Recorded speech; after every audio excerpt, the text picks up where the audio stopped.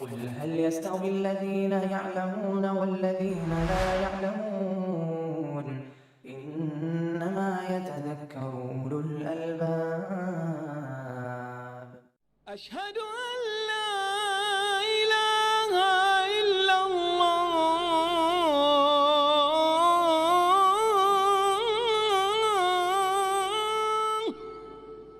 بسم الله الرحمن الرحيم. الحمد لله رب العالمين والعاقبة للمتقين ولا عدوان إلا على الظالمين. الصلاة والسلام الأتمان الأكملان على عبد الله ورسوله وخيرته من خلقه محمد وعلى آله وصحبه أجمعين، أما بعد. فعن عائشة رضي الله عنها قالت: كنت أغسل الجنابة من ثوب رسول الله صلى الله عليه وسلم فيخرج إلى الصلاة وإن بقع الماء في ثوبه. وفي لفظ لمسلم: لقد كنت أفركه من ثوب رسول الله صلى الله عليه وسلم فرقا فيصلي فيه.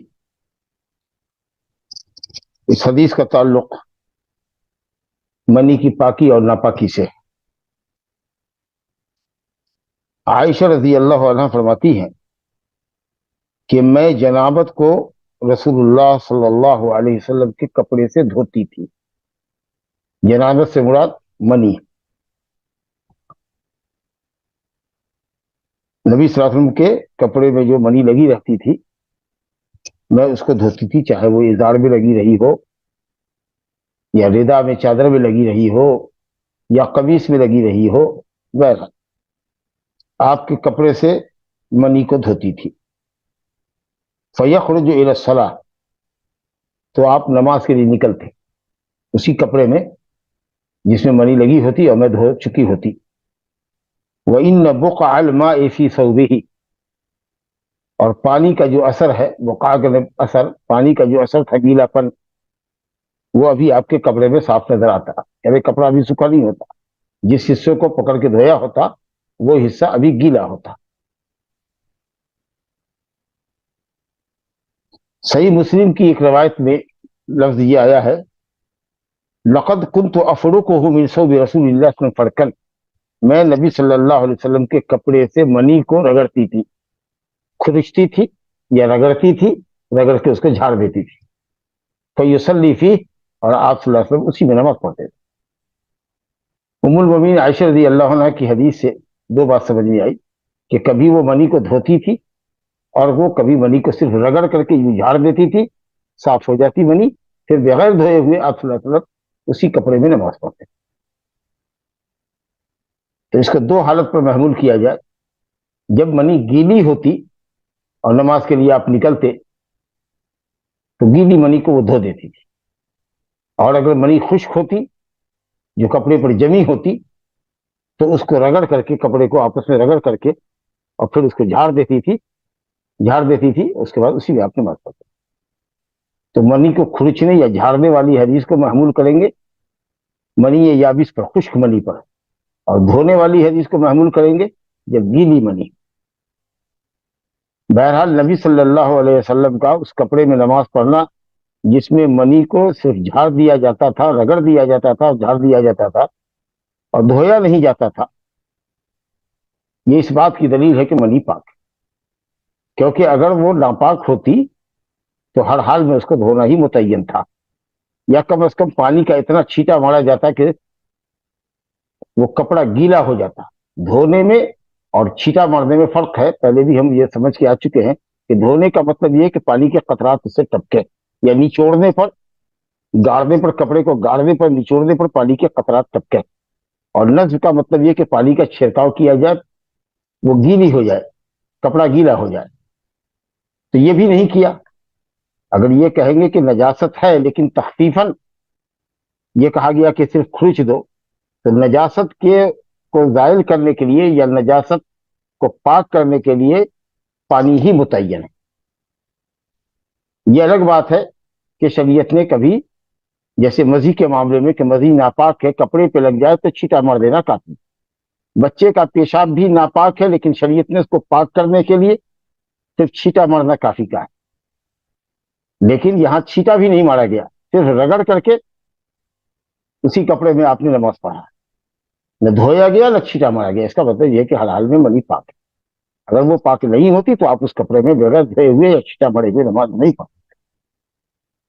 دوسری بات یہ ہے کہ یہ نطفہ ہے، انسان کا بیج ہے، اور انسان جس نطفے سے پیدا ہوا ہے وہ پاک نطفہ ہے۔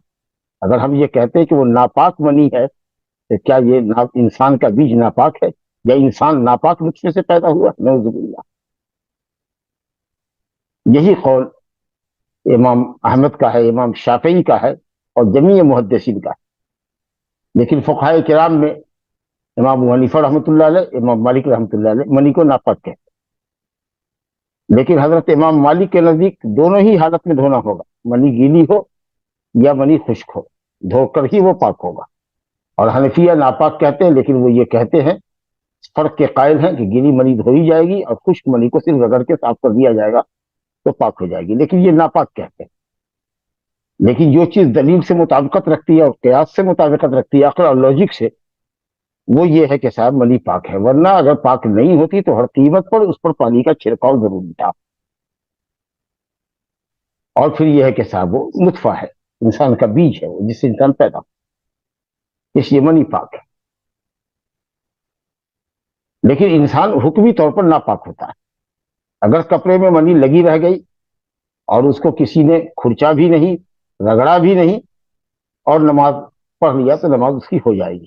لیکن افضل یہ ہے کہ اس کو کھرچ کر کے صاف کیا جائے یا دھو کے صاف کیا جائے، وہ بھی اس لیے، یہ دھونا نظافت کے لیے، نجاست کے لیے نہیں، کیونکہ منی کے اندر ایک اسمیل ہوتا ہے کھجور کے خوشے کی طرح سے یا گدھے ہوئے آٹے کی طریقے سے، جو بو بہت پسندیدہ نہیں ہے، تو اس لیے شے منی طاہر ہے لیکن مستقذر ہے، تھوڑا سا اس کی مہک اچھی نہیں لگتی، تو اس لیے دھو دینا چاہیے۔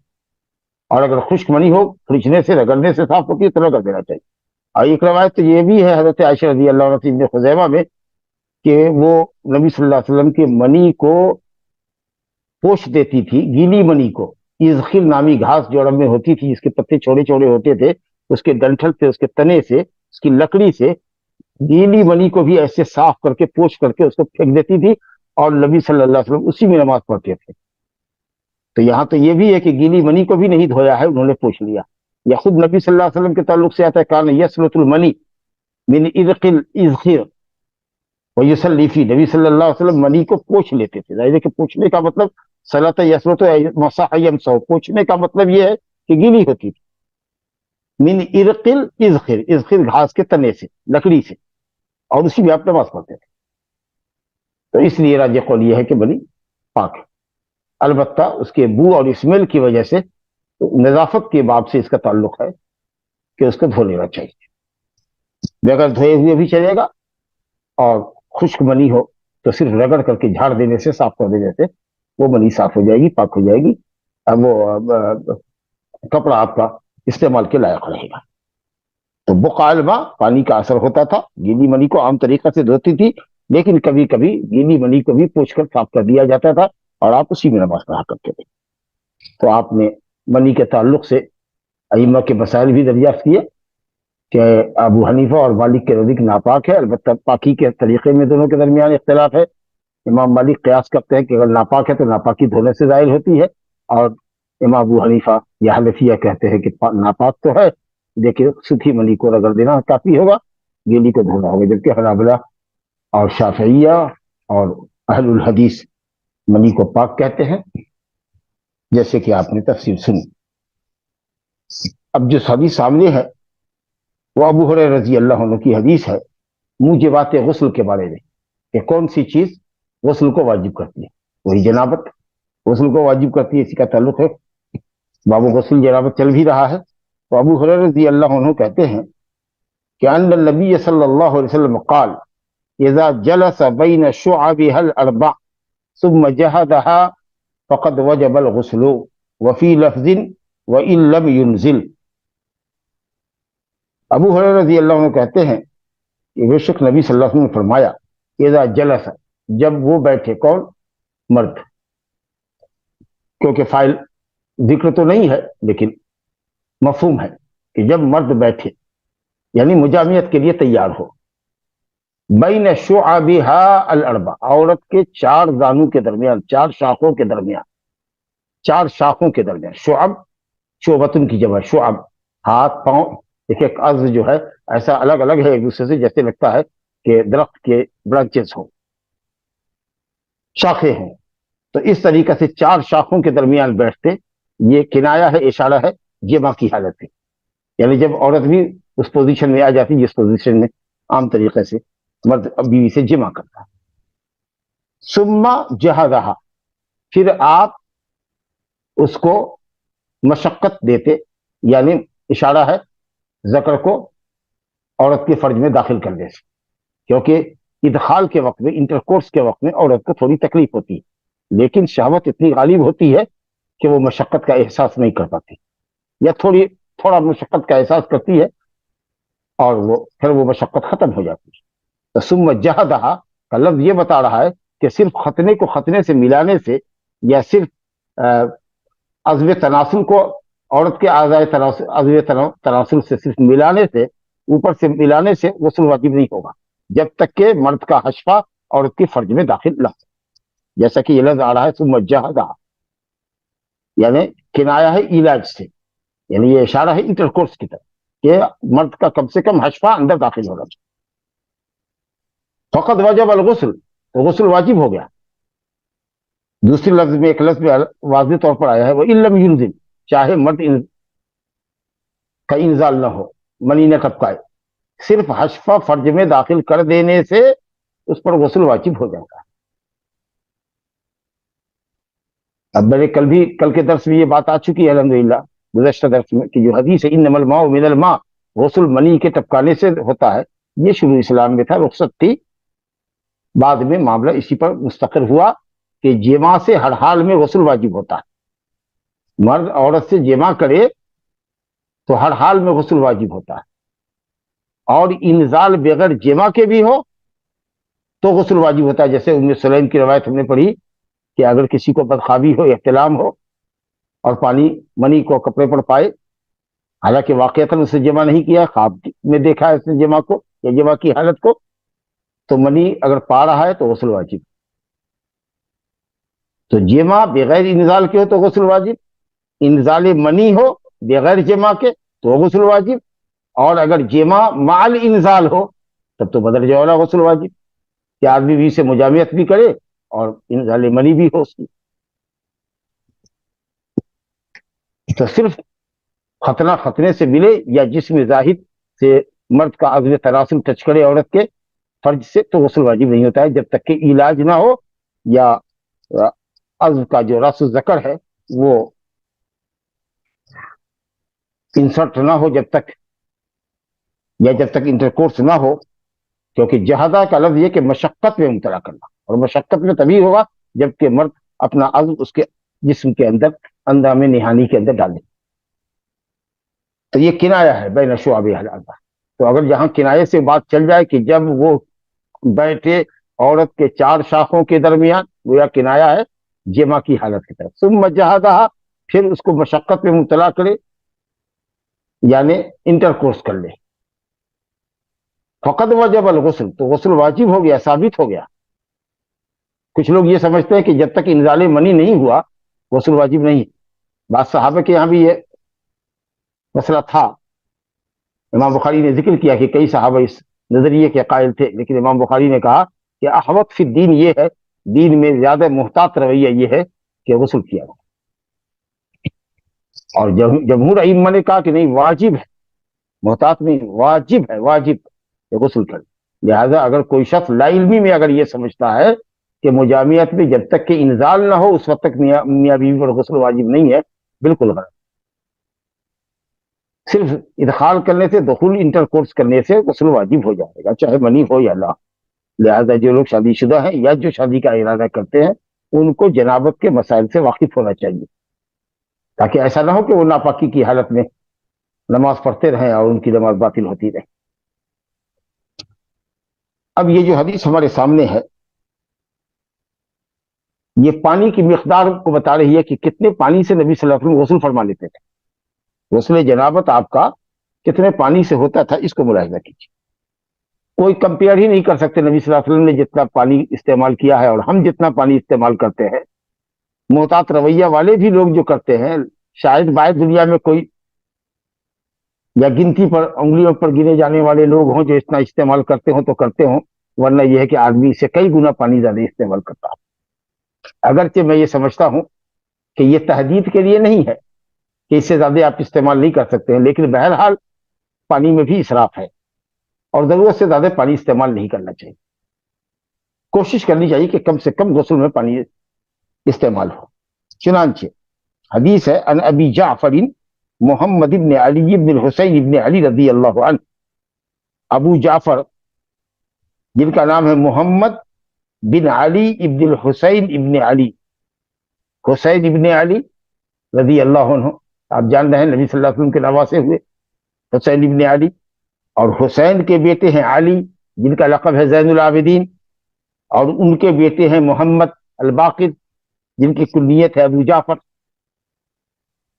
تو ماشاءاللہ محمد اپنے باپ علی جن کا لقب ہے زین العابدین، دونوں بڑے تابعی ہیں، بزرگ تابعی ہیں، روایت کرتے ہیں کس سے؟ حسین ابن علی سے رضی اللہ عنہ. کہتے ہیں ابو جعفر محمد الباقر علی ابن الحسین سے روایت کرتے ہیں زین العابدین سے کہ وہ یعنی محمد ابو جعفر اور ان کے والد علی بن حسین دونوں باپ بیٹے جابر بن عبداللہ رضی اللہ عنہ کے پاس تھے، جلیل القدر صحابی ہیں.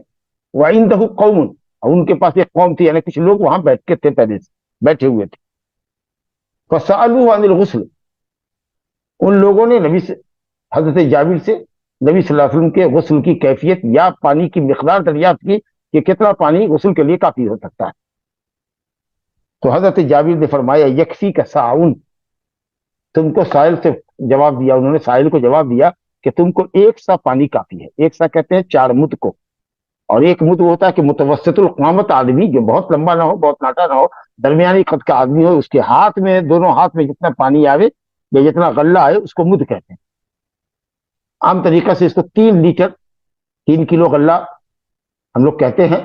سماحت الشیخ بن باز رحمۃ اللہ علیہ کے فتوے کے مطابق 3 کلو کا ہوتا ہے، مان لیجئے 3 لیٹر. اور بعض روایت میں کہ نبی صلی اللہ علیہ وسلم ایک مد پانی سے 750 ml سے یا ملی لیٹر 750 ملی لیٹر سے آپ وضو کرتے تھے، اور ایک ساتھ یعنی 4 مد سے یعنی 3 لیٹر پانی سے آپ غسل کر لیتے تھے 5 مد تک. تو چلیے 3 کلو 750 ml یہ نبی صلی اللہ علیہ وسلم کا غسل تھا، اتنے ہی میں آپ غسل کر لیتے. فقال الرجل، تو مجلس میں ایک شخص موجود تھا، اس شخص نے کہا، اور وہ شخص کوئی نہیں، وہ شخص تھے محمد بن علی جن کو حنفیہ کہتے ہیں، محمد بن الحنفیہ جو حضرت علی کے بیٹے ہیں. ان کے بیٹے حسن، نیچے روایت میں وضاحت آ رہی ہے، تو حضرت علی کے پوتے ہیں یہ. حنفیہ خولہ بنت ابی جعفر ان کی ماں تھی، وہ حضرت حسین کے سوتیلے بھائی ہوئے، اخل اب ہوئے. تو فرمایا اخل اب کا محمد بن الحنفیہ اخل اب ہوئے، ان کا بیٹا حسن، اس نے یہ کہا حضرت جابر سے کہ ما یکفینی، مجھ کو ایک سا پانی کافی نہیں ہوگا. حضرت جابر کہہ رہے ہیں کہ نبی صلی اللہ علیہ وسلم کو ایک سا پانی کافی ہوتا تھا یا تم کو ایک سا پانی کافی ہوگا. اور اس جلیل القدر صحابی کو جواب دینے والے جو جواب دے رہے ہیں وہ جواب اچھا نہیں ہے، کیونکہ ایک طرح سے یہ رد لگ رہا ہے کہ انکار کر رہے ہیں کہ آپ نے کہا ایک سا پانی کافی ہوگا، مجھے تو کافی نہیں ہوگا، یا ان کی بات کو اس طرح سے کنڈم کر رہے ہیں. تو اس لیے حضرت جابر کا تیور بدلا اور انہوں نے سخت لہجے میں رد کیا. کہا ایک شخص نے کہ ما یکفینی، مجھے ایک سا پانی کافی نہیں ہوگا. فقال جابر، تو جابر نے کہا کہ کان یکفی من ہوا اوفا منک شعرا وخیر منک یرید رسول اللہ صلی اللہ علیہ وسلم. حضرت جابر نے کہا کہ ایک سا پانی اس ذات کو کافی ہوتا تھا جس کا بال تم سے زیادہ تھا، جن کا بال تم سے زیادہ گھنا تھا اور لمبا تھا. وخیر منک، اور تم سے بہت بہتر تھے، یعنی تقوی طہارت میں. تو بال نبی صلی اللہ علیہ وسلم کے سر پر پورا تھا، مراد لے رہے تھے وہ کس کی ذات کو؟ نبی صلی اللہ علیہ وسلم کی ذات کو. کہ نبی صلی اللہ علیہ وسلم کا بال بہت گھنا تھا سر کا اور لمبا ہوتا تھا, کان تک ہوتا تھا, گردن تک ہوتا تھا, گردن تک ہوتا تھا, کندھے تک, اور بالکل گھنا بال تھا. اور سر کے بال کا گھنا ہونا اہل علم نے کہا کہ یہ مردانگی کی علامت ہے اور خوبصورتی تو ہے ہی. تو کہا کہ یہ پانی ایک سا کافی ہوتا تھا اس ذات کو جن کا بال تم سے زیادہ گھنا اور لمبا تھا اور جو تم سے تقوی طہارت میں افضل تھے. یہ بات جو انداز ہے رد کرنے کا, اس میں شدت ہے کہ ان کو کافی ہوتا تھا اور تم کو کافی نہیں ہوگا. ثم امنا فی ثوب, پھر حضرت جابر نے ایک کپڑے میں ہم لوگوں کی امامت کی. گھر میں تھے یا ہو سکتا ہے کہ باغ وغیرہ میں رہے ہو, وہاں انہوں نے امامت کی. ایک ازار پہن کر کے اوپر کا جسم میں فوقانی کھلا ہوا تھا. بعض روایت میں کہ ایک چادر لٹکی ہوئی تھی, تو کسی نے کہا کہ آپ نے ایک کپڑے میں نماز پڑھی جبکہ ایک چادر لٹکی ہوئی ہے. تو انہوں نے کہا لیران الجہال مثلکم یا احمق مثلکم, تمہارے جیسا احمق جان لے کہ ایک کپڑے میں بھی نماز ہوتی ہے. کیونکہ نبی صلی اللہ علیہ وسلم سے بھی کسی نے پوچھا یا رسول اللہ کسی ایک کپڑے میں نماز ہو جاتی ہے کیا, صرف ازار میں تہبند میں؟ تو آپ نے کہا او یجد احدکم کلکم ثوبین, کیا تم میں کا ہر کوئی دو کپڑے پاتا ہے؟ تو معلوم یہ ہوا کہ جس میں آیا ہے کہ تم میں کا کوئی اس حال میں نماز نہ پڑھے تو اس کا موٹا کھلا ہوا ہو, اس کو افضلیت میں محمول کیا جائے. کہ افضل تو یہ کہ دو چادر میں ہو, ایک چادر اوپر اوڑھے ہوئے ہو, کندھا ٹھکا ہوا ہو, شولڈر, اور دوسرا ازار ہو. لیکن اگر آدمی بدن کھول کر نماز پڑھتا ہے, صرف ایک لنگی میں ایک ازار میں نماز پڑھتا ہے, تو بھی نماز اس کی ہو جائے. یہ حضرت جابر بن عبداللہ رضی اللہ عنہ نے سمجھانے کے لیے کہا. اور اس طریقے سے بڑے عالم پر اگر کوئی بغیر تحقیق کے اعتراض کرتا ہے تو کسی قدر رد کرنے میں سختی بھی کی جا سکتی ہے, جیسا کہ آپ نے اس شخص کو جس نے یہ کہا کہ آپ کی ایک چادر کھوٹی پہ لٹکی ہوئی ہے اور آپ ایک چادر میں نماز پڑھیں, تو کہا لیران الجہال مثلکم لیران الاحمق مثلکم, تمہارے جیسا جاہل اور احمق دیکھے مجھ کو اور جانے کے ایک کپڑے میں نماز. اس لیے سوچ سمجھ کر کے اعتراض کرنا چاہیے. وفی لفظ, ایک لفظ میں ہے کہ کان رسول اللہ یفرغ الماء صلی اللہ علیہ وسلم یفرغ الماء علی رأسی ثلاث, نبی صلی اللہ علیہ وسلم جو ایک ساتھ سے لے کر 5 مد تک, یعنی 3 لیٹر سے لے کر کے 3 لیٹر 750 ml تک, 3.750 ml تک کے پانی سے غسل کر لیتے تھے, تو اس کی وجہ سے پانی کو بچانے کے لیے آپ دونوں ہاتھ میں پانی لیتے اور 3 لپ پانی سر پر ڈالتے اور اس کی جڑوں کو بھگاتے اور لٹکے ہوئے بالوں کو بھگاتے, اور کبھی سر پر پانی بہاتے اور کبھی 3 حسیات 3 لپ پانی سے سر دھوتے. اور وضو تو پہلے ہی کیے ہوتے, اس کے بعد جو باقی جسم کا حصہ ہوتا اس پر 1 مرتبہ پانی بہاتے. تو اگر سر پر ہاتھ سے پانی لیتے تو 3 مرتبہ غسل میں, بقیہ جسم کے حصے پر 1 مرتبہ, اور وضو میں سر کا مسح کرنا ہے تو 1 ہی مرتبہ, 3 مرتبہ. بہرحال غسل میں سارے اعضاء کو 1 مرتبہ, لیکن اگر پانی سر کے اوپر ہاتھ سے لینا ہے تو 3 مرتبہ, دائیں طرف, بائیں طرف اور بیچ کے اور پچھلے حصے میں, تاکہ بال کی جڑیں بھیگ جائیں. یہی مرد کے لیے بھی حکم ہے, عورت کے لیے بھی. لیکن یاد رکھیے بال کی ساری جڑیں بھیگنی چاہیے اور لٹکتے ہوئے بال بھی دھل جانی چاہیے. قال رضی اللہ عنہ الرجل الذی قال, کہتے ہیں کہ جس شخص نے کہا تھا ما یکفینی, ایک سا پانی مجھ کو کافی نہیں ہوگا, وہ کون تھے؟ حسن بن محمد بن علی ابن ابی طالب. محمد بن علی, جس کو محمد بن الحنفیہ کہتے, کیونکہ ان کی والدہ جو تھی خولہ بنت ابی جعفر, یہ قبیلہ بنو حنیفہ کی تھی, جس قبیلے کا جو یمامہ میں رہتا تھا, ریاض سے 100-125 کلومیٹر اتر کی جانب ہے یمامہ, جہاں کا مسیلمہ کذاب تھا.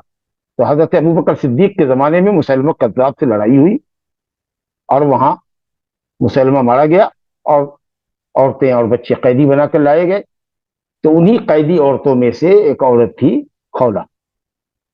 تو حضرت ابوبکر صدیق رضی اللہ عنہ نے وہ لونڈی حضرت علی رضی اللہ عنہ کو ہبہ کر دی. تو وہ لونڈی تھی جن سے انہوں نے ملاقات کی, مجامعت کی, اور محمد بن حنفیہ ماں کی طرف نسبت ہے.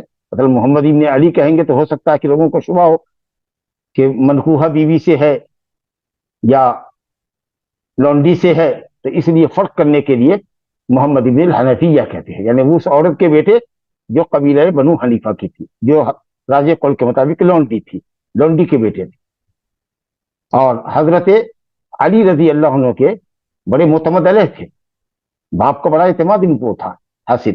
चुनांचे जंग जमल में और जंग सिफ़ीन में जिन्होंने हजरत अली रजी अल्लाह अन्हु की जो जंग हुई है उम्मुल मोमिनीन आयशा से और हजरत मुआविया से, उसमें ये कमांडर भी फौज की कमांडिंग करते थे। बाप के बड़े प्यारे थे मोहम्मद इब्न हनफी। तो माँ की तरफ निस्बत है अल हनफिया, औरत का नाम था खौला। इन्हीं के लड़के हैं हसन। इन्होंने कहा था, हजरत जाबिर से पर एतराज किया था या उनके कौल को रद्द करने के लिए कहा कि मुझे काफी नहीं हुआ, तो हजरत जाबिर ने भी सख्त लहजे में कहा कि उसको काफी हो गया, ये तुमसे ज्यादा बाल वाले थे और तुमसे ज्यादा पाकीज़ा थे, साहिब तकवा थे, तदय्युन तहारत वाले थे, और तुम्हें काफी नहीं होगा। तो ये मोहम्मद बिन हसन के बेटे हैं हसन। वो अबू हो यानी हसन के बाप है मोहम्मद बिन हनफिया, मोहम्मद बिन अली बिन अबी तालिब, गोया हजरत हसन हुसैन के अखले अब सौतेले भाई। चलिए, तो मालूम यह हुआ कि एक साथ से लेकर 5 मुद्द तक पानी वसूल के लिए काफी है। लेकिन ये जाहिर है कि यह तहदीद के लिए नहीं, हालात और वक्त के मुताबिक है। आजकल अगर साबुन जिस्म में लगाते हैं हम या शैम्पू अगर लगाते हैं तो जाहिर है कि कतन 3 लीटर 4 लीटर 5 लीटर पानी काफी नहीं होगा। लेकिन इसका यह मुझे मतलब नहीं है कि साहब आदमी बकेट पर बकेट इस्तेमाल करता जाए, कोशिश करे कि कम से कम पानी इम्कानी हद तक इस्तेमाल करे। तो बिल्लाहि तौफीक। अब हमारे सामने बाब है, एक नया बाब है, बाबु तयम्मुम। ये जनाबत से गुस्ल का बाब हमने पढ़ लिया, तो अब यह है तयम्मुम का बाब। तयम्मुम ये पानी का बदल है, ये तहारत, तयम्मुम मिट्टी के जरिए हासिल होने वाली तहारत, पानी से हासिल होने वाली तहारत का बदल। ये इस सूरत में जबकि आदमी के पास पानी ना हो या इंसान के पास पानी तो हो लेकिन वो उसके इस्तेमाल पर कादिर ना हो, उसकी बीमारी बढ़ सकती हो, या मफलूज आदमी है, कोई पानी देने वाला नहीं है, उसका वजू कराने वाला नहीं है, या इतना महंगा है कि वो खरीद नहीं सकता है, बहरहाल उस पर इसके इस्तेमाल पर कादिर ना हो, या ये है कि पानी ही ना हो। तब ऐसा आदमी जिस तरीका से हदस असगर को जायल करने के लिए तयम्मुम करता रहा है, उसी तरीका से हदस अकबर को भी जायल करने के लिए तयम्मुम काफी होगा उसका, कि वो नियत करे पाकी की, बिस्मिल्लाह करके हाथ को मिट्टी पर रखे या मारे हाथ को जमीन पर या रखे, और उसके बाद देखे कि अगर मिट्टी तुराबी है, गर्द इसमें लग गई है, तो उसको जरा करीब मुंह से करीब करके फूंक मारे उसके ऊपर ताकि हल्का हो जाए, और उसके बाद चेहरे को मसा करे, दोनों हाथ से चेहरे को मसा करे, और उसके बाद बाएं हाथ से दाहिने हाथ की पुष्टे कलाई पर मसा करे और दाहिने हाथ से बाएं हाथ की पुष्टे कलाई पर मसा करे। बस एक मर्तबा जमीन पे हाथ मारे और उसको करीब करके, अगर मिट्टी ज्यादा लगी हुई हो तो उसको फूंक मार करके हल्का करे, चेहरे का मसा करे, और बाएं हाथ से दाहिने हाथ की पुष्टे कलाई पर और दाहिने हाथ से बाएं हाथ की पुष्टे कलाई पर और अगली में खिलाल करते हुए खत्म करे। एक जर्ब, 2 मरतबा नहीं मारना है, और हाथ का सिर्फ मसा कलाई तक है। ये अल्लाह रब्बुल आलमीन का फजल देखिए कि तयम्मुम के बाब में अल्लाह रब्बुल आलमीन ने और तखफीफ किया, और ये इसी उम्मत के साथ खास है। पहली उम्मतों को जब तक पानी नहीं मिलता था वो पाकी हासिल नहीं कर सकते थे, चाहे हदस के असगर से हो या हदस अकबर से। हज का गुस्ल भी अगर होता तो जब तक पानी नहीं होगा औरत गुस्ल नहीं कर सकती थी। अगर कोई जुनबी हो गया मर्द औरत, तो जब तक पानी नहीं मिलेगा उस वक्त तक वो पाक गुस्ल नहीं करता, पाक नहीं हो सकता था, नमाज नहीं पढ़ सकता। लेकिन अल्लाह ने हमारे लिए आसानी फरमाई कि अगर पानी नहीं है या पानी के इस्तेमाल पर तुम कादिर नहीं हो तो पाक मिट्टी पर एक मरतबा हाथ मारो, चेहरे का मसा करो, बाएं हाथ से दाहिने हाथ, दाहिने हाथ से बाएं हाथ की पुष्टे कलाई पर उंगली में खिलाल करते हुए मसा कर लो, चलो नमाज पढ़ो। 10 साल तक भी मुबालगे के लिए कहा गया है, ये 10 साल का लफ्ज़ हदीस है कि 10 साल तक भी अगर पानी ना मिले तो अस्सईद तय्यब तहूरुल मुस्लिम वज़ूउल मुस्लिम, मुसलमान के लिए पाकी का जरिया है पाक मिट्टी, या मिट्टी की जिन्स की जो चीजें हैं, जमीन के ऊपर जो चीजें पाई जाती हैं, चाहे वो मिट्टी हो जिसको मलने से उसमें से कुछ मिट्टी आती हो हाथ में, या रेतीली चीज, रेतीली जमीन हो जिसके रेत हाथ में लग जाती है, या पत्थर में हाथ घुसा दिया जाए, पेबल्स के ऊपर, कंकरियों पर हाथ फेर दिया जाए, ये कुछ ना हो तो घास हो उसके ऊपर हाथ मल दिया जाए, बिस्तर के ऊपर अगर गर्द गुबार पड़ा हुआ है, मिट्टी पड़ी हुई तो बिस्तर पर हाथ रगड़ दिया जाए, और इस तरीका से हाथ में अगर कोई चीज आ गई, चलिए मिट्टी और मिट्टी के जिन्स की जितनी चीजें हैं जमीन के ऊपर जो पाई जाती है वो सब अल्हम्दुलिल्लाह हमारे लिए पाकी का जरिया। ये इस उम्मत की खुसूसियात में से। तो तयम्मुम का माना, जैसा कि अब मफहूम से समझ में आता है, तयम्मुम के माने लुगत में होता है इरादा करना। कुरान ने कहा वला तयम्मुमुल खबीस मिनहु तुनफिकून वलस्तुम बिआखिज़िही इल्ला अन तुग़मिज़ू फीह। अल्लाह के रास्ते में खर्च करने की बारी आवे तो रद्दी माल मत खर्च करो। ज़कात रद्दी माल से दे रहे हो और अच्छा माल, उम्दा माल अपने पास रख रहे हो, जबकि यही रद्दी माल अगर तुमको दिया जाए तो तुम लेना कभी पसंद नहीं करोगे, मगर बहुत मन को बोझल करके लोगे, मन पर पत्थर रख करके लोगे। लेकिन जब देने की बारी आ रही है तो गलत और खराब माल तुम दे रहे हो, रद्दी माल दे रहे हो। वला तयम्मुमुल खबीस, रद्दी माल का कस्द मत करो। कुरान ने कहा फतयम्ममू सईदन तय्यबन, जब तुम में का कोई, पूरी आयत है कि जब तुम में का कोई मरीज हो, बीमार हो, सिंजा से आए या बीवी से मुलाकात करे और पानी ना पाए, फतयम्ममू सईदन तय्यबन, तो सईद तय्यब का कस्द करो। सईद मा सअदा अलल अर्द, जो जमीन के ऊपर, ऊपरी परत है, जमीन के ऊपर की जो सतह, उसका इरादा करो, यानी उसको इस्तेमाल में लाओ। फतयम्ममू सईदन तय्यबन फमसहू बिवुजूहिकुम व अयदीकुम मिन्ह, और उससे चेहरे पर और हाथ पर मसा करो। अयदीकुम आया है, लेकिन अयदी से क्या मुराद है? जब मुतलक लफ्ज यद इस्तेमाल हो तो कलाई मुराद होती है। जैसे वस्सारिक़ु वस्सारिक़तु फ़क़्तऊ अयदियहुमा। और वजाहत के साथ हजरत अम्मार बिन यासिर रज़ी अल्लाह अन्हु की हदीस जो मुखर्रज है सहीहैन में, जिसको साहिब किताब ने जिक्र किया है दूसरी हदीस के तौर पर, उसके अंदर साफ लिखा है कि नबी सल्लल्लाहु अलैहि वसल्लम ने फरमाया कि तयम्मुम एक ही मर्तबा जमीन पर दोनों हाथ मारने का नाम है, और चेहरे पर मसा किया जाए और दोनों हाथ तक इलल कफ़ैन, ज़रबतुल लिल वज्ह वल कफ़ैन, हथेली तक। ये बिल्कुल सराहत है। और एक दूसरी हदीस है जो सहीहैन के अंदर है, अबू जुहैम अब्दुल्लाह बिन हारिस बिन सिम्मा अंसारी रज़ी अल्लाह अन्हु की, कि नबी सल्लल्लाहु अलैहि वसल्लम ने दीवार पर हाथ मारा और मसा किया चेहरे का, वह यदई है, और अपने दोनों हाथों का। तो यद से मुराद यहाँ पर भी कलाई तक ही है।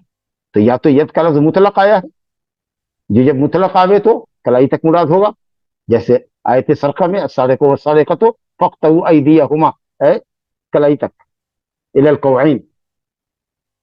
और हजरत अम्मार बिन यासिर की रवायत जो इस बाब में सबसे वाज़ेह और सबसे सही रवायत है, वो ये है कि नबी साहब फरमाया कि तयम्मुम एक मर्तबा जमीन पर मारने का नाम है, चेहरे पर मसा करने और दोनों हाथ को कलाई तक मसा करने का नाम। तो मालूम यह हुआ कि शरीयत में इबादत समझकर तहारत की नीयत से पाक मिट्टी का कष्ट करना, चेहरे और दोनों हाथ की कलाइयों तक मसा करने के लिए, नमाज और उस जैसी दूसरी चीजों को अदा करने के लिए, जिनके लिए पाकी शर्त। और जैसा कि मैंने कहा कि ये इस उम्मत की खुसूसियात में से अल्लाह ने खुसूसी तौर पर इस उम्मत के लिए ये रुख्सत दी है। और इसका सबब है कि सफर में नबी सल्लल्लाहु अलैहि वसल्लम जा रहे थे, गालिबन वो ग़ज़वे बनी मुस्तलिक़ था, जिसको ग़ज़वे मुरीसी भी कहते हैं, सन 6 हिजरी के अंदर हुआ था, जिसमें हजरत जुवैरिया पकड़ के लाई गई, ज़ैद बिन साबित के कब्जे में थी, और उन्होंने ज़ैद बिन साबित से मुकातबत कर ली थी कि कुछ रकम देकर के वो आज़ाद हो जाएंगे। तो नबी सल्लल्लाहु अलैहि वसल्लम के पास ताउन के लिए आई, तो आपने कहा कि मैं तुम्हारी पूरी कीमत ही चुका देता हूँ ज़ैद को, और मैं खरीद लेता हूँ, फिर मैं तुमसे शादी कर लूंगा। तो अल्हम्दुलिल्लाह ऐसे ही हुआ कि नबी साहब ने हजरत जुवैरिया बिनते हारिस से शादी कर ली। तो उसी सफर में जब आप जा रहे थे ग़ज़वे बनी मुस्तलिक़ में, जिसको ग़ज़वे मुरीसी कहते, पानी के घाट को कहते, पानी का एक चश्मा था मुरीसी नाम का, वहीं पर वो सब मौजूद थे, कबीला बनी मुस्तलिक़ और उनके दूसरे खुलफा लोग, हमदर्दान लोग। तो नबी सल्लल्लाहु अलैहि वसल्लम ने उनसे लड़ाई की और फतह मुबीन के साथ लौटे, और कैदी औरतें पकड़ी गई, जिसमें हजरत सफिया भी, हजरत जुवैरिया, सफिया का दिया गलत, हजरत जुवैरिया बिनते हारिस इब्न अबी ज़िरार अल मुस्तलिक़िया, बनी मुस्तलिक़ की।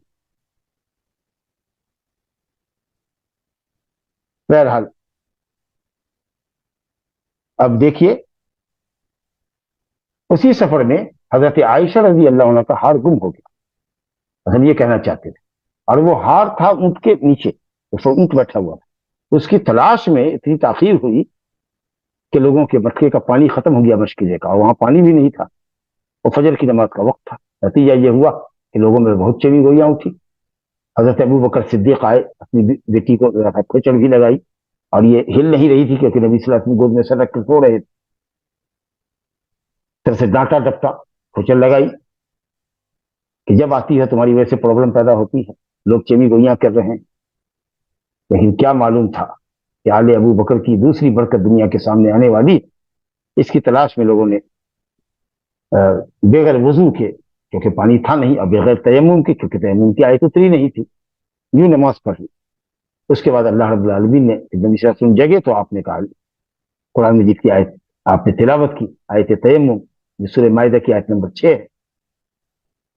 اب خوشی کے لہر دوڑ گئی صحابہ میں. حضرت اسید بن حضیر دوڑتے ہوئے آئے اور کہا ابو بکر صدیق مبارک ہو آپ کو, آپ اور آپ کا خانوادہ جہاں کہیں ہوتا ہے اللہ تعالیٰ امت کے لیے مشکل کی گھڑی میں آسانی پیدا فرماتا ہے, اور یہ کوئی پہلی برکت نہیں ہے الحمدللہ. تو یہ وجہ ہو گئی تیمم کی آیت تک, یہ اس کا پس منظر ہے.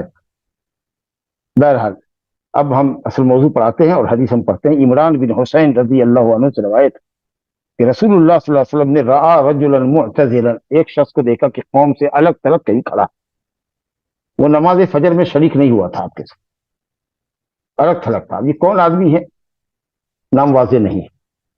بعض روایتوں کے اندر آیا ہے کہ صاحب وہ خلاد بن رافع تھے, لیکن سند میں کلام ہے رہی کا, یا گفتگو بہت واضح نہیں ہے. چلیے اصل مسئلہ سے اس پر کوئی فرق نہیں پڑتا کہ نام کیا تھا نہیں تھا. ایک آدمی قوم کے اندر تھا جو نماز میں شامل نہیں ہوا تھا, الگ تھلگ کھڑا ہوا. تو آپ نے فرمایا یا فلاں, اب یا تو نام لے کے پکارا ہوگا تو راوی بھول گئے بعد میں, یا یہ ہے کہا ہوگا کہ اے شخص, تو فلاں کہتے ہیں مرد کو اور فلانا کہتے ہیں تائے تانیث لگا دے تو عورت کو. اے فلاں ما منع کا ان تصلی فی القوم, کس چیز نے تم کو روکا کہ تم قوم میں شامل ہو کر نماز پڑھو ہمارے ساتھ, یعنی تم نے ہمارے ساتھ نماز کیوں نہیں پڑھی, جماعت میں کیوں نہیں شریک ہوئے. تو اگر کوئی آدمی کسی کو منکر کی حالت پر دیکھے, خلاف شرع حالت پر دیکھے, یا کسی عمل میں کوتاہی کرنے والا اس کو پائے, تو بجائے اس کے کہ اس پر پہلے ٹوٹ پڑے, برس پڑے, اس کی ڈانٹ ڈپٹ شروع کر دے, اس پر ملامت کرنا شروع کر دے, واجب ہے, ضروری ہے کہ پہلے اسے وجہ دریافت کرو کہ تم یہاں بیٹھے ہوئے نماز کیوں نہیں پڑھ رہے, کیا مجبوری ہے تمہاری. پہلے کیفیت پوچھو, اس سے وجہ پوچھو. چنانچہ نبی صاحب نے فرمایا کہ کس چیز نے تم کو روکا, استعلام اور استخبار کے لیے ہے, ڈانٹ نہیں ہے, یہ وجہ معلوم کرنے کے لیے پوچھ رہے کہ کس چیز نے تم کو روکا, کیا وجہ ہے, آخر کیوں شریک نہیں ہوئے. تو اس نے کہا یا رسول اللہ اصابتنی جنابت, مجھے جنابت پہنچی ہے, میں جنبی ہو گیا. اب جنبی, جیسا کہ میں نے کہا کہ اس کا اطلاق ہوتا ہے بیوی سے مجامعت پر, چاہے انزال نہ ہو, یا انزال منی پر چاہے جمع نہ ہو. تو ہو سکتا ہے کہ بیوی ساتھ رہی ہو, اس کی وجہ سے جنابت ہوئی ہو, یا احتلام ہوا ہو, این کا جو بھی ہو. کہا مجھے جنابت پہنچی ہے, یعنی میں جنبی ہوں, مجھ پر غسل واجب ہے. ولا ما لا نفی جنس ہے, ما اس کا اسم اور خبر محذوف ہے. ولا ما عندی, اور میرے پاس پانی نہیں ہے کہ میں غسل کروں. ان کو نہیں معلوم تھا کہ مٹی سے بھی تیمم سے نماز پڑھی جا سکتی ہے, اور تیمم غسل جنابت کا قائم مقام ہوگا. وہ سمجھتے تھے کہ تیمم صرف حدث اصغر کو ظاہر کرتا ہے, پیشاب پخانہ ریا خارج ہونے کے نتیجے میں جو وضو واجب ہوتا ہے تیمم اسی کے لیے. ان کو نہیں معلوم تھا کہ غسل جنابت بھی ظاہر ہو جاتا ہے, یا اس کی بھی بھرپائی مٹی سے اور تیمم سے ہوتی ہے. اسی طریقہ پر جو طریقہ ابھی میں نے بتایا عمل ہے. تو آپ نے فرمایا علیک بالسعید, تم پر سعید لازم ہے, یعنی مٹی, اور مٹی کے اوپر جو چیز ہے, زمین اور زمین کے اوپر جو چیز, ما صعد علی الارض, جو زمین کے اوپر, اس کو لازم پکڑو, یعنی اس کو استعمال کرو. مٹی یا مٹی کے جنس کی جو بھی چیز ہے تمہارے پاس, اس کو استعمال کرو, یعنی تیمم کرو. فإنہ یکفیک, وہ تم کو کافی ہوگا, پورے طور پر کفایت کرے گا. اس کا مطلب یہ ہوا کہ مٹی پانی سے کفایت کرتی ہے. پانی کے جسٹ بدل جو پاکی ہم پانی سے حاصل کرتے ہیں, وہی پانی نہ ہونے کی صورت میں یا استعمال پر قادر نہ ہونے کی شکل میں مٹی اس کا بدل ہوتی ہے. اس کا مطلب یہ ہوا کہ اگر کسی نے فجر کے وقت میں, وہ جنوبی تھا, پانی نہیں تھا اس کے پاس, اس نے تیمم سے نماز پڑھ لی, پاک ہو گیا وہ. اب اگر وہ ظہر کے وقت میں بھی اس کا تیمم ہے, بیچ میں پیشاب پخانا یا ریا وغیرہ نہیں اس کی نکلی, وہ ابھی ہے اسی تیمم پر, تو ظہر کی نماز بھی اسی تیمم سے پڑھے. اگر سمجھ لیجئے کہ کسی نے ظہر کے وقت تیمم کیا, تو جس طریقہ سے ایک وضو سے کئی وقت کی نماز پڑھ سکتا ہے، جب تک کہ وضو ٹوٹے نہیں وہ اپنے وضو پر ہے اور نماز پڑھ سکتا ہے. اسی طریقے سے ایک تیمم سے کئی وقت کی نماز پڑھ سکتا ہے. سبھی کے ہر نماز کے لیے تیمم کرنا پڑے گا. اور نفل پڑھنے کے لیے اگر آپ نے چاشت کی نماز پڑھنے کے لیے صلاۃ ضحیٰ کے لیے آپ نے تیمم کیا تھا اس نیت سے، وہ نفل کی نیت سے کیا گیا تیمم آپ کے ظہر کی نماز فرض کے لیے کافی ہوگی. تو فرض کے تیمم سے نفل اور نفل کے تیمم سے فرض کر سکتے. جب تک وہ تیمم آپ کا باقی ہے آپ اس سے نماز پڑھ سکتے ہیں. ہاں جب پانی ملے گا تیمم باطل، تیمم باطل. چنانچہ اسی حدیث میں جس میں نبی صلی اللہ علیہ وسلم نے فرمایا کہ مٹی یا سعید الطیب، مٹی اور مٹی کے اوپر جو چیز ہے وہ پاکیزہ ہو تو وہ مسلمان کے لیے وضو ہے، پانی کے قائم مقام ہے یا طہارت کا ذریعہ ہے، مطہر ہے. طہور المسلم ولو لم یجد الماء 10 سنین، اگرچہ پانی 10 سال نہ پائے. فاذا وجدہ، جب پانی کو پائے، فلیمس بشرتہ، تو فوراً ہی وہ پانی کا استعمال کرے. تو جیسے پانی ملے گا تیمم ختم. اب مان لیجیے کہ کسی نے تیمم کیا تھا، ابھی اس نے ظہر کی نماز نہیں پڑھی، لیکن اسی درمیان میں پانی مل گیا اس کو، تو وہ تیمم اس کا ختم ہو گیا. اب ضروری ہے کہ وہ تیمم کی جگہ پر وضو کرے، اور غسل کے لیے پانی مل گیا کافی ہے تو غسل کر دے. لیکن نماز پڑھ لینے کے بعد اگر پانی ملا اور وقت باقی ہے تو چاہے تو دوہرا لے اور نہیں تو نماز اس کی ہوگی. اب دوہرانے کی ضرورت نہیں ہے، اگلی نماز کے لیے اس پانی کو محفوظ رکھے. بہرحال تو آپ نے فرمایا کہ اگر پانی نہ تھا، اگر تمہیں نہیں تھا یا نہیں ملا تو تم پاک مٹی کا قصد کرتے یعنی تیمم کرتے، وہ تمہارے لیے کافی ہے. لفظ کفایت کا مطلب یہ کہ پورے طریقے سے وہ پانی کا نائب منام ہے، قائم مقام ہے. اس لیے تیمم عزیمت ہے، عزیمت. اور جو جس شخص کے لیے پانی ہے لیکن استعمال پر قادر نہیں ہے، کہہ سکتے ہیں کہ اس کے لیے رخصت ہے کہ بھی تیمم کرو. لیکن جس کے پاس پانی ہی نہیں ہے، پانی پایا ہی نہیں جا رہا ہے، تلاشا اس نے ارد گرد میں لیکن پانی کہیں نہیں ہے، تو اس کے لیے تو اصل شریعت اس وقت وہی ہے کہ وہ تیمم کرے. اب دیکھیے دوسری حدیث جو اہم حدیث ہے اس باب کی، جس حدیث کے اوپر امام بخاری نے باب ہی قائم کیا، التیمم ضربۃ واحدہ، جبکہ اس مسئلے میں شدید اختلاف. جمہور امت کے علماء فقہائے ثلاثہ، امام ابو حنیفہ، امام مالک، امام شافعی، یہ سب کہتے ہیں کہ تیمم 2 مرتبہ زمین پر مٹی مارنے کا نام، مٹی پر ہاتھ مارنے کا نام. 1 مرتبہ مار کر کے چہرے پر مسح کرو اور دوسری مرتبہ مارو تو بائیں ہاتھ سے داہنے ہاتھ کے اوپر مسح کرتے ہوئے جاؤ کبھی تک، مرفقین تک، یہاں تک، اور جیسے وضو میں کرتے. اور پھر دائیں ہاتھ سے بائیں ہاتھ کے اوپر مسح کرو کونی تک. یہ تینوں حضرات کہتے ہیں کہ 2 مرتبہ زمین پہ مارنے کا نام ہے، اور پہلی مرتبہ میں پہلے ضرب میں چہرے پر اور دوسرے ضرب میں دونوں ہاتھ کا مسح کرنا ہے کہنی سمیت، جیسے وضو میں کرتے ہیں. اور دلیل ان حضرات کی یہ ہے جو حضرت عبداللہ بن عمر رضی اللہ عنہ سے روایت ہے دارقطنی وغیرہ میں، اور وہ حدیث انتہائی ضعیف ہے، انتہائی ضعیف جداً، جس میں حضرت عبداللہ بن عمر کہتے ہیں مرفوعاً نبی صلی اللہ علیہ وسلم روایت کرتے ہیں کہ آپ نے فرمایا کہ تیمم 2 ضربہ، 2 مرتبہ زمین پر ہاتھ مارنے کا نام، ایک چہرے کے لیے اور دوسرا دونوں ہاتھ کے لیے مرفقین تک. انتہائی ضعیف حدیث، غیر صحیح حدیث. بعض لوگوں نے کہا باطل ہے. اب یہ ضعیف جدل اور باطل روایت ہو کر کے صحیحین میں جو حدیث ذکر ہے حضرت عمار کی کہ تیمم 1 ضرب ہے چہرے کے لیے اور دونوں ہاتھ کلائی تک کے لیے، جس باب کی سب سے واضح روایت ہے، ضعیف روایت اگر اصح روایت کی مخالفت کرے تو وہ روایت منکر ہوتی ہے. اور صحیح روایت ہو، راوی ثقہ ہو اور وہ اپنے سے زیادہ ثقہ اصغر راوی کی مخالفت کرے، حدیث صحیح ہے لیکن وہ اصغر روایت کی راوی مخالفت کرتا ہے، حالانکہ راوی ثقہ ہے، لیکن وہ جب اپنے سے زیادہ ثقہ کی مخالفت کرتا ہے تو وہ حدیث شاذ کہلاتی ہے. اور ثقہ راویوں سے منقول روایت ہونے کے باوجود بھی وہ ضعیف کے حکم نہ ہو، چاہے جائے کہ یہاں ضعیف روایت سے صحیح روایت کی مخالفت کر رہی ہے، لہٰذا یہ منکر ہے، ان لوگوں کی دلیل منکر. اس لیے دلیل کی لچر کو دیکھتے ہوئے، انتہائی کمزور حدیث کو دیکھتے ہوئے، امام بخاری نے اس مسئلے میں دوسرے فقہا کے اختلاف کو کوئی وزن نہیں دیا، انہوں نے سیدھا باب باندھا. حالانکہ ان کا طریقہ یہ ہے کہ جس مسئلے میں اختلاف ہوتا ہے فقہا کا، وہ کہتے ہیں کہ کیا تیمم 1 ضرب ہے، سوالیہ نشان، یعنی اشارہ کرتے کہ مسئلے میں اختلاف ہے. لیکن یہاں 1 ضرب کی اور چہرے اور پھر کلائی تک ہاتھ پر مسح کرنے کی دلیل اتنی قوی ہے کہ امام بخاری نے دوسرے اس کے مقابلے میں اقوال کی کوئی حیثیت ہی نہیں رکھی. صاف طریقہ سے کہا باب التیمم ضربۃ واحدہ، 1 ہی ضرب کر. الحمدللہ. کہتے ہیں حضرت عمار بن یاسر رضی اللہ عنہما کہتے ہیں کہ بعثنی نبی صلی اللہ علیہ وسلم فی حاجہ، نبی صلی اللہ علیہ وسلم نے مجھ کو ایک ضرورت میں بھیجا. اور اچھا، اس میں حضرت عمر بن خطاب بھی ساتھ میں تھے. کوئی سی ضرورت رہی ہوگی. اب حاجت کی تفصیل تو نہیں معلوم ہے، کسی کہیں صلح کرنے کے لیے بھیجا ہو یا کسی ضرورت کے لیے بھیجا ہو. بہرحال سفر میں تھے. حضرت عمار کہتے ہیں فاجتنبت فاجنبت، میں جنبی ہو گیا یعنی محتلم ہو گیا. فلم اجد الماء، اور میں نے پانی نہیں پایا. فتمرغت فی الصعید کما تمرغ الدابہ، تو میں زمین میں ایسے لوٹ پوٹ ہو گیا جیسے کہ جانور ہاتھ پاؤں کو پھیلا کر زمین میں لوٹ پوٹ ہوتا ہے، چت ہوتا ہے، پٹ ہوتا ہے، چت ہوتا ہے، پٹ ہوتا ہے. یعنی یہ سمجھتے تھے شاید کہ تیمم صرف حدث اصغر کو ظاہر کرنے کے لیے، جنابت ختم نہیں ہوگی تیمم سے. تو انہوں نے قیاس کیا، یہ سمجھ رہے تھے کہ تیمم مٹی پاکی کا ذریعہ ہے، لیکن کیا وہی تیمم جو وضو کے قائم مقام ہوتا ہے، یا یہ ہے کہ جس طریقے سے غسل کے اندر غسل جنابت میں پورے جسم کے اوپر پانی پہنچانا ہے، بال کی ہر جڑ کے نیچے پانی پہنچانا ہے، اسی طریقے سے مٹی بھی بال کی ہر جڑ میں اور پورے جسم پر پھیلنی چاہیے.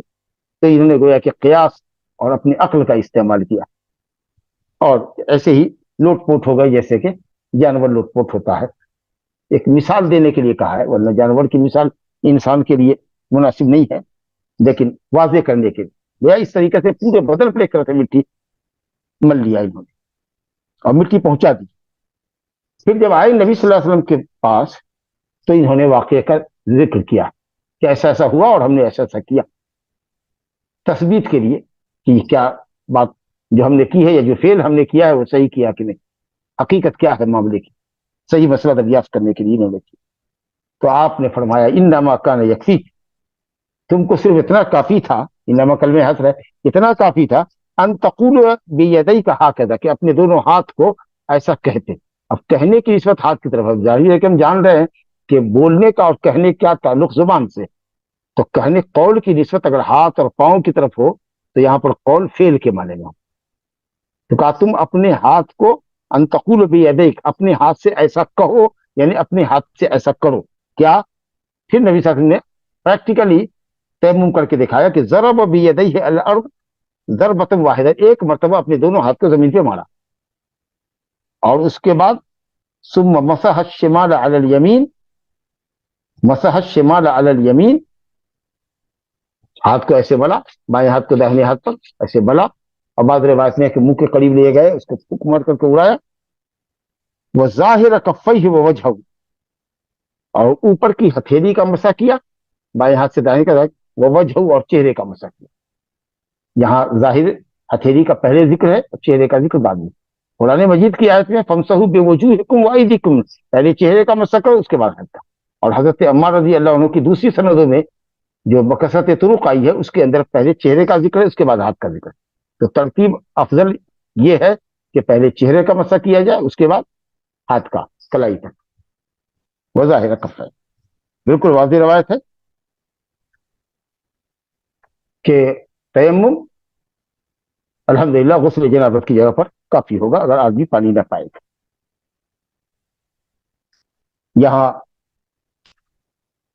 کفہ ہے، صاف لفظ ہے، اور جیسا کہ میں نے کہا کہ ابو الجہیم یا ابو جہیم حارث بن سمہ انصاری کی جو روایت ہے صحیحین میں، اس کے اندر یہ ہے کہ مسح بوجہہ ویدیہ، ویدیہ، وہاں ید سے مراد مطلق لفظ آیا ہے، وہ کف پر دلالت کرتا ہے، جیسا کہ فقطعوا ایدیہما میں ید سے مراد کلائی ہے.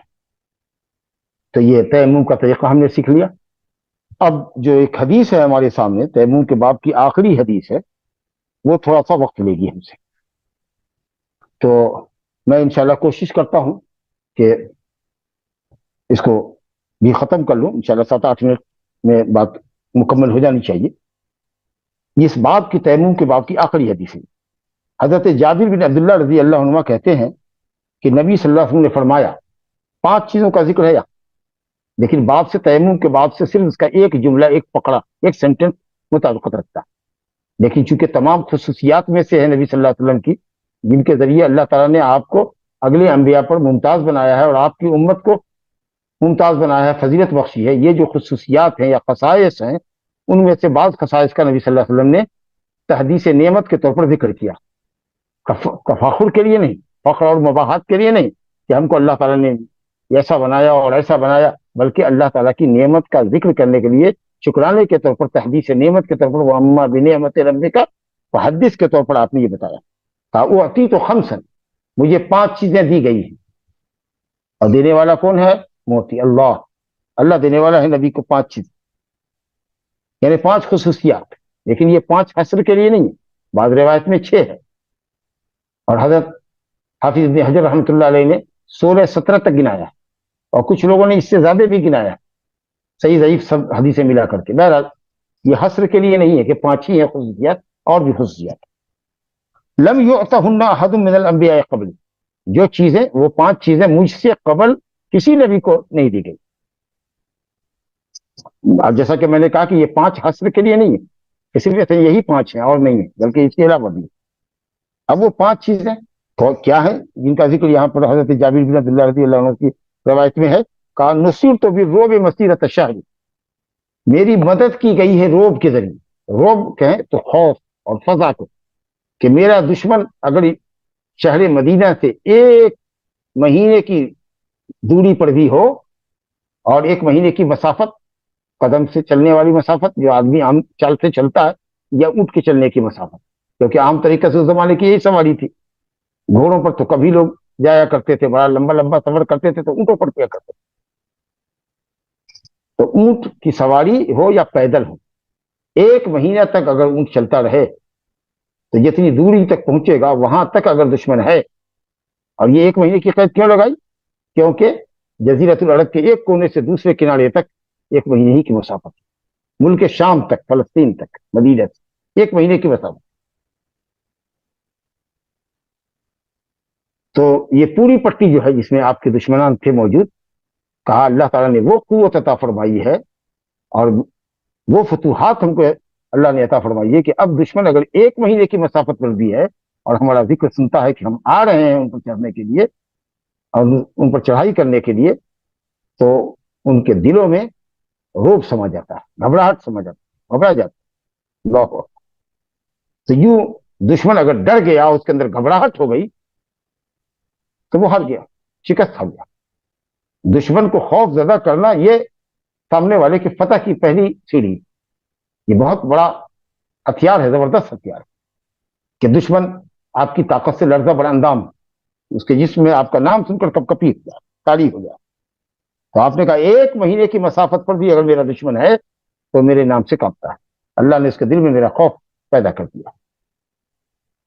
دوسری بات کیا ہے؟ وہ جو عرت لی الارض مسجدا وطہورا، یہ ہمارے باپ سے مطابقت ہے کہ روئے زمین اللہ نے میرے لیے مسجد بنائی ہے اور پاکی کا ذریعہ بنا۔ روئے زمین میں جہاں کہیں بھی، مسجد سے مراد جائے سجدہ، نماز کی جگہ، وہ خاص عمارت نہیں، جہاں بھی ہماری نماز کا وقت ہو جائے گا، ہم شہر میں ہوں، پارک میں ہوں، اسٹیشن پر ہوں، میدان میں ہوں، صحرا میں ہوں، جہاں کہیں بھی ہوں، ہماری نماز کا وقت اگر ہو رہا ہے تو ہم اسی جگہ پہ نماز پڑھ لیں گے، اور وہ زمین ہمارے لیے پاک ہے، بشرطے کہ وہاں پر ہم کو ناپاکی کا یقین نہ ہو۔ اگر ناپاکی دکھ رہی ہے تو ہٹ جائیں گے، لیکن اگر ناپاکی نہیں دکھ رہی ہے تو کسی شک میں مبتلا ہونے کی ضرورت نہیں کہ کسی نے پیشاب کر دیا ہوگا، کسی نے پیخانہ کر دیا ہوگا، نہیں، اصل میں وہ پاک ہے، یہاں تک کہ ناپاکی کا آپ کو یقین ہو جائے۔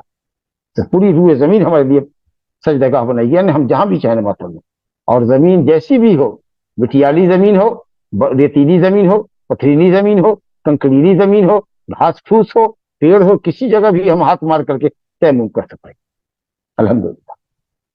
تو یہ خصوصیت اللہ تعالیٰ نے محمد صلی اللہ علیہ وسلم کو عطا فرمائی۔ اگلی قومیں اپنی خاص عبادت خانے میں ہی آ کر کے نماز پڑھتی تھی، عبادت کرتی تھی، اور اسی طریقے سے اپنی ناپاکی کو یا اپنے حدث کو زائل کرتے تھے، جب تک پانی نہ ملے ناپاکی ان کی زائل نہیں ہوتی تھی، حدث ان کا زائل نہیں ہوتا تھا، لیکن اللہ تعالیٰ نے ہمارے لیے مٹی کو ہماری پاکی کا ذریعہ بنا دیا۔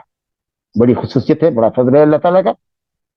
آگے فرما رہے ہیں، وضاحت کریں، فَأَيُّمَا رَجُلٍ مِّنْ أُمَّتِي أَدْرَكَتْهُ الصَّلَاةُ، میرے جس امتی کو جہاں کہیں نماز کا وقت مل جائے اور جہاں کہیں نماز اس کو پالے اور دیکھے کہ اگر وہ گھر تک پہنچنے میں یا مسجد تک پہنچنے میں اس کی نماز فوت ہو جائے گی، قضا ہو جائے گی، وقت چلا جائے گا، وہ وہی نماز پڑھ لے، فَلْيُصَلِّ۔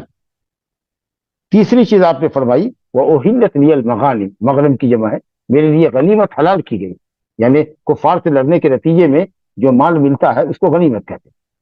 اگلی قوموں کے اندر یا تو جہاد تھا ہی نہیں، یا اگر کسی کے لیے جہاد تھا بھی، جو کفار سے مال جنگ ختم ہونے کے بعد حاصل ہوتا تھا اس کو ایک جگہ اونچی جگہ صاف ستھری جگہ پہ رکھتے اور آسمان سے آگ آتی ہے اس کو جلا کے راکھ کر دیتے. اس کا ذکر بخاری شریف میں بھی ہے. وہ استعمال نہیں کر سکتے تھے غنیمت کو، لیکن اللہ رب العالمین نے مسلمانوں کے لیے غنیمت کو حلال کیا. فرمایا ولم تحل لأحد قبلی، مجھ سے پہلے کسی کے لیے غنیمت حلال نہیں. اور چوتھی چیز آپ نے فرمایا وہ اعطیت الشفاعہ، اللہ تعالیٰ نے مجھے شفاعت کا درجہ، شفاعت کی صلاحیت عطا فرمائی ہے، شفاعت کا درجہ مجھ کو عطا فرمایا.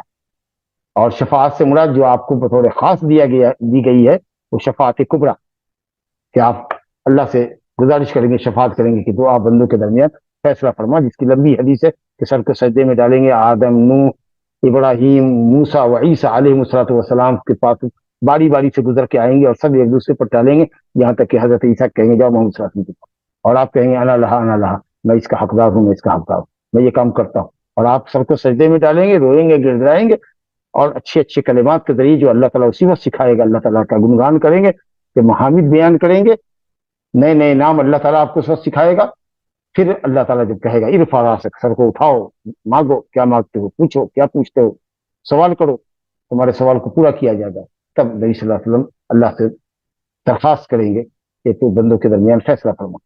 وجاء ربک والملک صفا صفا. بہرحال تو یہ ہے شفاعت کبریٰ، جسے اولو العزم پیغمبر ہاتھ اٹھا لیں گے کہ میں اس کام کے قائل نہیں ہوں. اور اسی طریقے سے ایک مشرک کے حق میں تخفیف عذاب کے لیے، کیونکہ مشرک کے لیے تو جہنم دائمی، وہ تو کبھی نہیں نکلے گا، لیکن تخفیف عذاب کے لیے نبی صلی اللہ علیہ وسلم کی سفارش ایک مشرک کے حق میں قبول کی جائے گی، اب وہ آپ کے چچا ہیں ابو طالب. اور اسی طریقے سے جنت کے داخلے کے لیے بھی آپ کی سفارش ہوگی. لوگ جنت کے دروازے پر پہنچ چکے ہوں گے لیکن دروازہ کھولا نہیں جا رہا ہوگا، آپ آئیں گے، جب کھٹکھٹائیں گے ایک اندر سے فرشتہ نکلے گا اور وہ کہے گا کہ آپ ہی کیا انتظار. تو یہ بھی شفاعت ہے. اور اس کے بعد یہ ہے کہ صاحب کسی پر جہنم واجب ہو گئی ہے، واپس آ جاؤ بھائی سفارش کے نتیجے میں، یا جہنم میں سزا بھگت رہا ہے، نکل جاؤ بھائی، گنہگار ہو.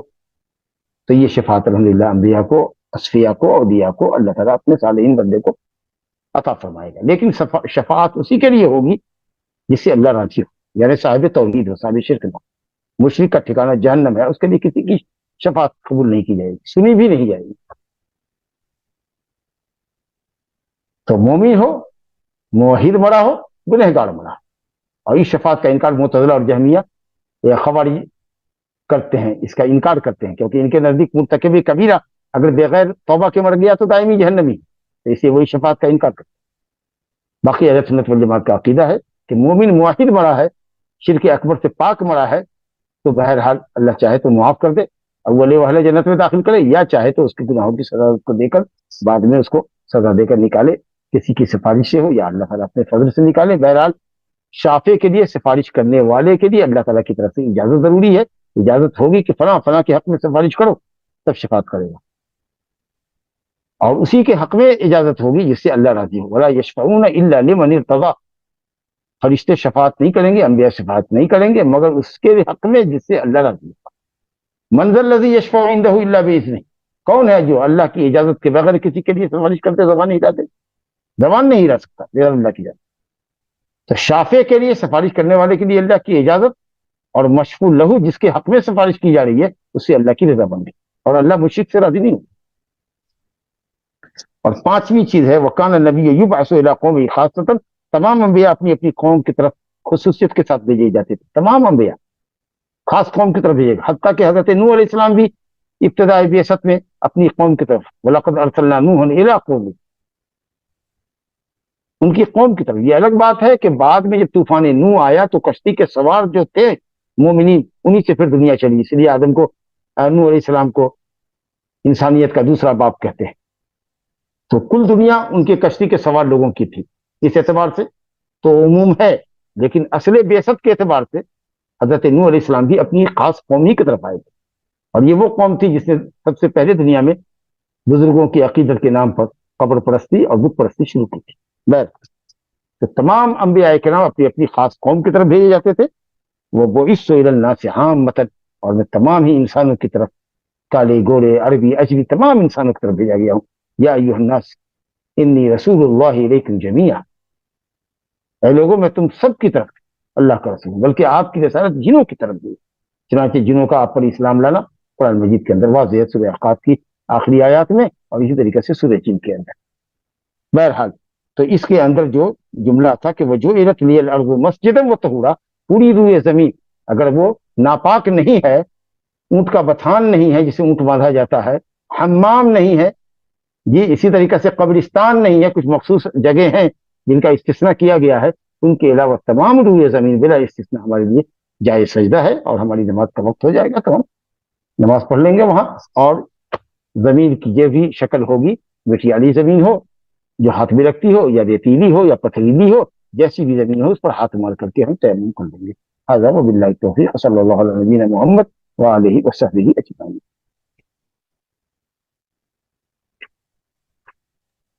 जज़ाकल्लाहु खैरन शेख। अब हम इंशाल्लाह सवाल जवाब लेंगे। एक रिमाइंडर तमाम भाइयों के लिए कि सवाल, जैसा कि हम पहले भी कह चुके हैं कि टॉपिक से मुतालिक ही सवाल करिए, और अगर टॉपिक के बाहर है तो वो सवाल नहीं पढ़ा जाएगा। आप जूम में या यूट्यूब पर आपका सवाल पूछ सकते हैं। अस्सलाम वालेकुम जी, यही सवाल है शेख। अस्सलाम वालेकुम, मनी पाक है तो मधी पाक क्यों नहीं?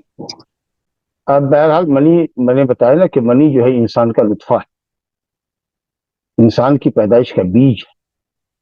जिस इंसान में अल्लाह ताला ने अंबिया किराम को पैदा किया, उसकी बीज, उसकी असल पाक पाक होनी चाहिए।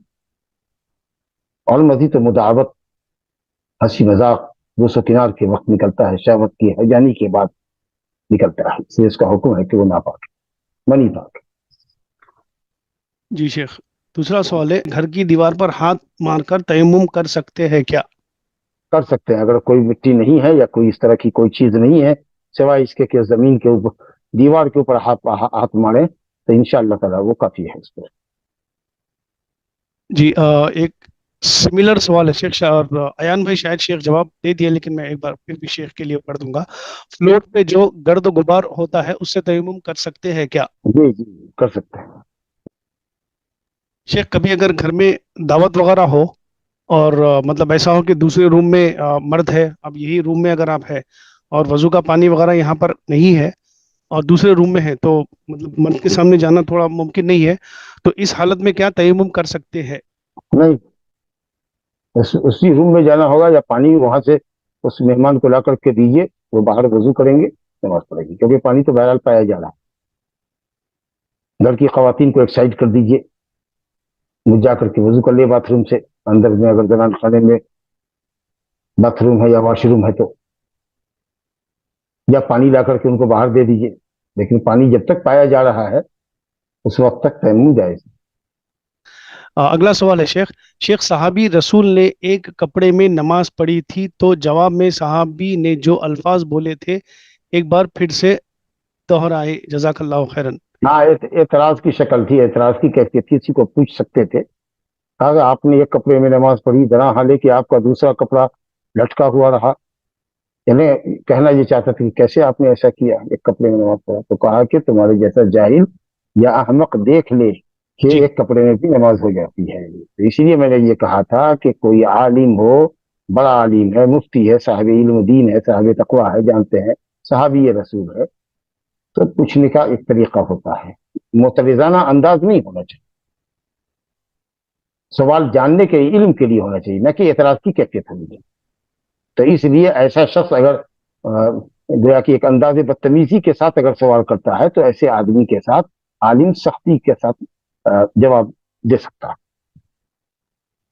जी जी, अगला सवाल है शेख, अगर किसी की तबीयत फजर के वक्त असर खराब होती है और ऐसी हालत रहती है कि वजू के लिए बाथरूम जाना मुश्किल है, तो क्या उसे तयम्मुम करना चाहिए या फिर वो थोड़ी देर बाद जब उसकी तबीयत, सुबह सादिक के बाद पढ़ सकता है जब उसकी तबीयत बेहतर हो जाए?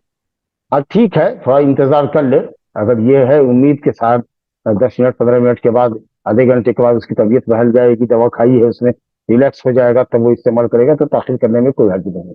لیکن یہ کہ ریلیکس ہوگا کہ نہیں ہوگا، اگر اس طرح کی کیفیت ہے اور پانی کے استعمال پر قادر نہیں ہے، ایون پانی گرم بھی اگر دیا جائے تو وہ بھی اس کے لیے نقصان دہ ہے، تو اگر اس طرح کی صورت ہو تو پھر تیمم کا کریں۔ اگلا سوال ہے شیخ، غسل جنابت میں مرد کے لیے بغیر سر کے بال بھگائے غسل ہو سکتا ہے کیا سردی میں؟ نہیں ہو سکتا، بالکل نہیں ہو سکتا، سردی ہو یا گرمی ہو، بال کی جڑ بھگونی ہوگی۔ پانی اگر سرد ہے تو اس کو گرم کر لیجیے، اور گرم کرنے کی صورت ہے، لیکن اگر کہیں بھی گرم کرنے کی صورت نہ ہو، پانی بہت ٹھنڈا ہو، لگتا ہو بالکل برف ہے، اور اس کو استعمال کرنے سے، سر پر ڈالنے سے اگر بیماری کا خطرہ ہے، بیمار پڑنے کا اندیشہ ہے، تب آدمی تیمم سے نماز، پھر جب دھوپ نکلے گی یا پانی گرم کرنے کی ضرورت ہوگی تو پھر غسل کرے گا۔ جی شیخ، اگلا سوال ہے شیخ، ہوں۔ صرف بالوں کی جڑ بھیگ جائے تو کافی ہوگا یا پورے بال بھیگنا ضروری ہے غسل جنابت میں؟ راج قولیہ کے جو بال لٹک رہے ہیں وہ بھی گیلے ہونے چاہیے، لیکن جڑ تو خیر بھیگنا شرط ہی ہے، لیکن جو بال لٹک رہے ہیں، عورتوں کی جو چوٹی لٹک رہی ہے یا مرد کی زلف ہے جو کندھے تک لٹک رہی ہے، اس سے بھی پانی کے قطرات ٹپکنے چاہیے، لٹکتے ہوئے بال بھی بھیگ جائیں۔ انشاءاللہ اسی پر اکتفا کریں۔